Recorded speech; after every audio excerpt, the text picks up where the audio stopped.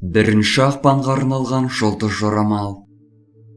Тоқта, жұлдыздар тоқтыларға бөлінбеуге, яғни жұмыс барысында өзгелермен топтасып, барлық шешімдерді айналасындағылармен ақылдаса отырып қабылдауға кеңес береді. Бүгінгі күні сізді мұқият тыңдаушылар болады.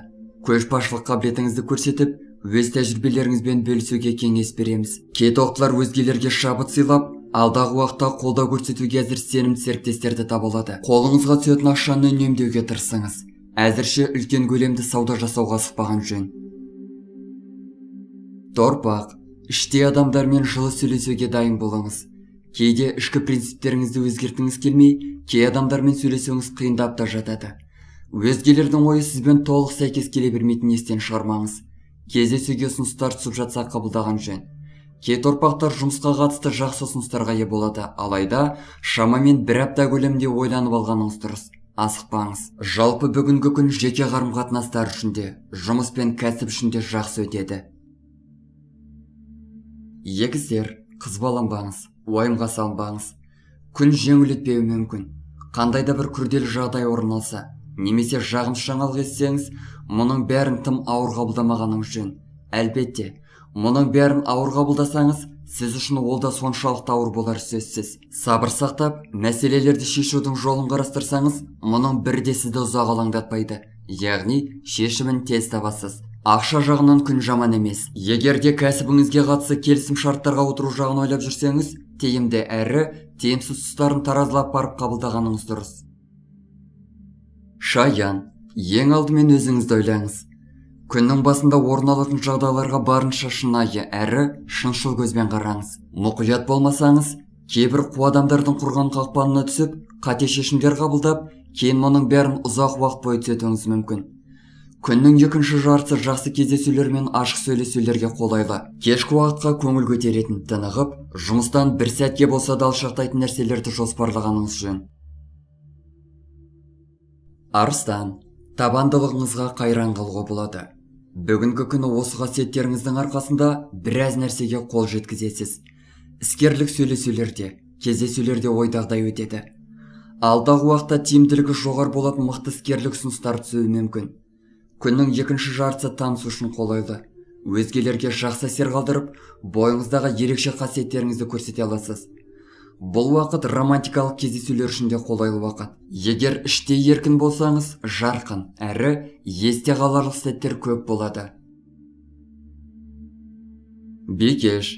Бикештер үшін бүгінгі күн өзгелермен ортақ шаруаны атқаруға мүлдем қолайлы емес. Іскерлік қарым-қатынастарыңыз тым шиеленісті, күрделі жүруі мүмкін. Басшылық тараптың сізге деген наразылығы пайда болып, әріптестеріңізбен де арада күтпеген жерден дау туындауға ғажап емес. Сізге айтарымыз, қызбалыққа салынбаңыз. Жақсылап ойланып, жағдайларды жақсы арнаға бұрудың жолын іздесеңіз, бәрі де ойдағыдай болады. Кешкі уақытта жақындарыңызбен бірге болып, кішігірім отырыс жасауға кеңес береміз. Таразы, сізді тамаша күн күтіп тұр. Ойлап жүрген маңызды шаруаңызды дәл осы күні қолға алып, өзіңіз күткеннен де үлкен нәтижелерге жетуге мүмкіндігіңіз бар. Күннің бірінші жартысында адамдармен қарым-қатынасыңыз ойдағыдай. Айналаңыздағыларға жақсы әсер қалдырып, өз қолдаушыларыңыздың санын арттыра аласыз. Отбасыңызда қуанышты жағдай орын алып, жақындарыңызбен қарым-қатынасыңыз жақсара түседі. Жалпы, бүгінгі күн өте жағымды әрі сіз үшін мүмкіндіктерге толы деуге болады. Саршаян, бұл күнге маңызды нәрселерді жоспарлап қойған болсаңыз, жалғыз әрекет етуге дайын болыңыз. Өзгелермен бір келісімге келу, бір шаруаны бірігіп атқару сіз ойлағаннан да қиын болады. Серіктестеріңіздің өз шаруалары да жетерлік. Ал аса жақсы таныс емес адамдарға бүгінгі күні сенім артуға кеңес бермейміз. Қиындықтардан қорықпаңыз. Кедергілерді жалғыз өзіңіз-ақ еңсеріп шығасыз. Бұрындары бастап қойған істерді аяқтауға мүмкіндік бар. Тек денсаулығыңызға бай болыңыз. Мерген, күннің басы мазасы басталады. Болмашы нәрселерге тым қатты мән бермеңіз. Айналаңыздағылармен сөйлесуде қиындап кетуі ықтимал. Себебі, олар сіздің іс-әрекеттеріңізді дұрыс түсінбей жатып сынауы мүмкін. Әлбетте, мұның бәрі уақытша ғана. Уақыт өте жұлдыздардың қолдауы арта түседі. Ішкі даусыңызды тыңдау арқылы, қай уақытта қай шаруаны атқару керектігін түсінесіз. Күннің екінші жартысында танысулар орын алып жатса, өзіңізді еркін әрі қарапайым ұстауға кеңес береміз. Тауешкі, күн жемісті өтеді. Бір уақытта бірнеше шаруаны қатар атқаруға дайын болыңыз. Өзгелерге де көп көмегіңіз тиеді. Бұрындары сізбен дауласып, қырғиқабақ болып жүргендер сізбен қарым-қатынастарды түзетуге тырысып бағады. Соңғы шешімді өзіңіз ішкі даусыңызға сүйене отырып қабылдаңыз. Бұл күні маңызды іскерлік жиындар өтетін болса, оның барлығы сіз үшін тиімді әрі жақсы нәтижемен аяқталады. Кей тауешкілердің жаңа достары пайда болуы мүмкін. Су қойғыш, бұл күннің барлық жоспарланған шаруалары сіз ойлағандай болмауы мүмкін. Дегенмен де, кез келген шаруаны жақсы нәтижемен аяқтау тек өзіңізге ғана байланысты. Сенімді адамдармен ғана ортақ шаруаны қолға алғайсыз. Іскерлік шаруаларыңыз жалпы айтқанда ойдағыдай, тек болмашы. Маңызды емес шаруаларға бола бас қатырмаңыз. Барлық жерде аңғарымпаздығыңыз, кез келген жағдайды бірден түсіне, қабылдай білуіңіз көп көмегін тигізеді. Балықтар, жұмыс үшін күн өте сәтті болғалы тұр.